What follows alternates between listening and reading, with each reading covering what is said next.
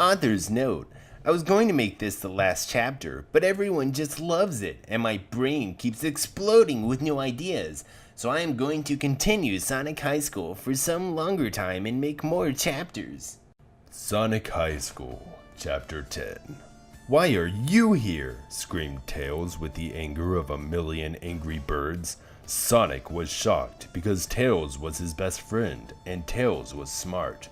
But Tails was super pissed at Sonic for not coming to the science competition, even though they were best friends. Sonic moved his mouth, but words didn't come out because he did not know what to say. Sonic was a mixture of mad and sad and frustrating because he did not know what he could do to get Tails to be his friend again. At times like this, Sonic thought about Amy's fine body because it set his mind at ease. I am here for my friend, said Sonic. Our friend, Espio. We are still friends too, Tails. You are just too mad to see that. I know what I see, said Tails, kind of screaming. I am so smart. Espio tried to get in between them, even though it was his house that they were in right now, and said, Guys, please, let's just make sure I can fight Knuckles and not get owned. Sonic and Knuckles ignored him for the moment and continued to be in a fuss. I am sorry, bro. I don't understand. What can I do to make our friendship the best one ever once again? Said Sonic to Tails. Tails wiggled his two tails and looked to the side in a thinking way.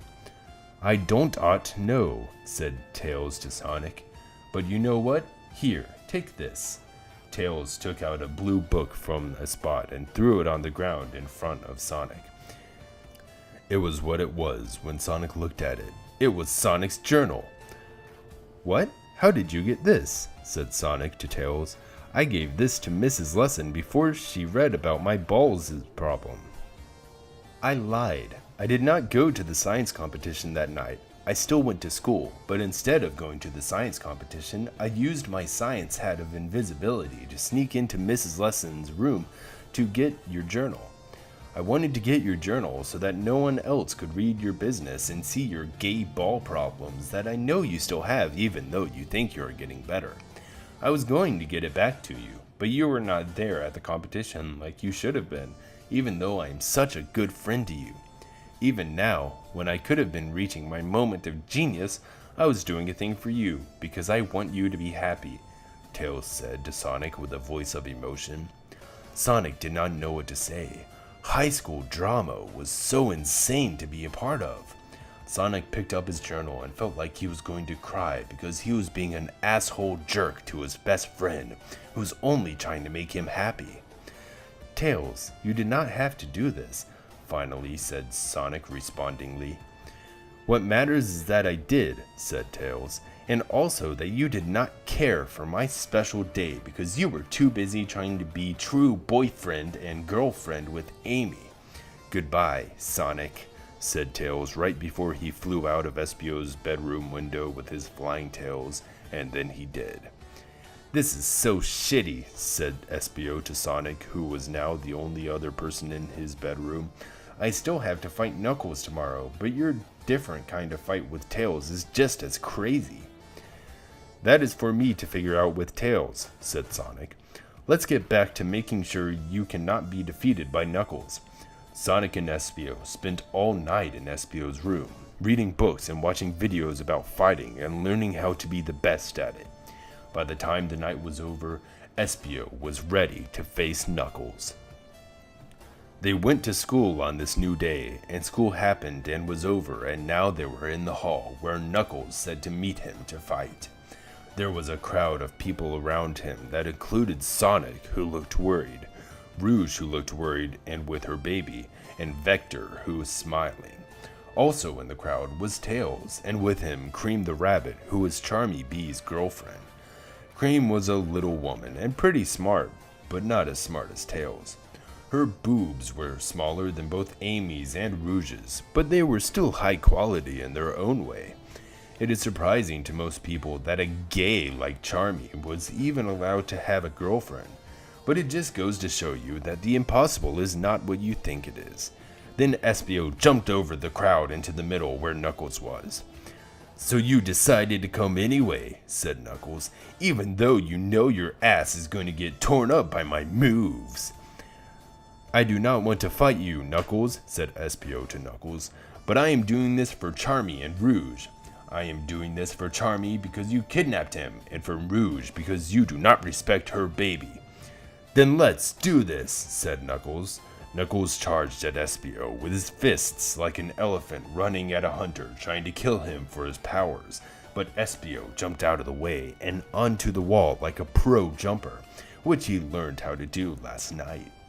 Espio jumped at Knuckles with a kick move, and Knuckles punched at his foot, and they met with a purple and red explosion of power that knocked them both back. They continued to jump around and attack each other, and they did this for a while. It was difficult to watch for everyone. Rouge was in the crowd with her baby. "This is so difficult to watch," said Rouge. "Violence should not be a solution to conflict," said Rouge's baby, peeking out between his hands. "You are right. Why do people do this like this? I hate it," said Rouge to Rouge's baby. Rouge had become a different person since she had a baby. She used to be only sexy, but now Rouge was sexy and matronly. "Yes, fuck this evil world," said Rouge's baby. Rouge then revealed her boob to her baby and had him eat from it as a baby would do. Rouge's baby thought this was the best part about being a baby because not everyone would get cool boobs like this delivered to them on their doorstep like a milkman. Babies did not have much to worry about anyway, so Rouge's ace boobs made paradise a realty for baby. "I have a feeling," said Rouge's baby, "you should lie down and relax." So Rouge lied down on her back and the fight continued to go on. Knuckles and Espio were both bloody and gross looking, like two waiters who were holding messy foods and then walked into each other, causing the meals to launch into the air and then fall down on them and ruin the nice clothes they got from the store. They were breathing hard and were tired, but they kept going, jumping and kicking and punching and running. It looked like two people doing a dance, but hitting each other also. Knuckles kicked his feet out at Espio, but Espio jumped up and dodged them and came back down and hit Knuckles in the mouth and knocked him onto the floor/ground. "Is this enough yet? Are we done?" shouted Espio to Knuckles. "How will this ever end?" Knuckles looked up from the ground at Espio standing over him. Knuckles had a Twinkie in his eye as he looked up at Espio and crawled towards him. Espio did not do anything but watch him and feel dangerous.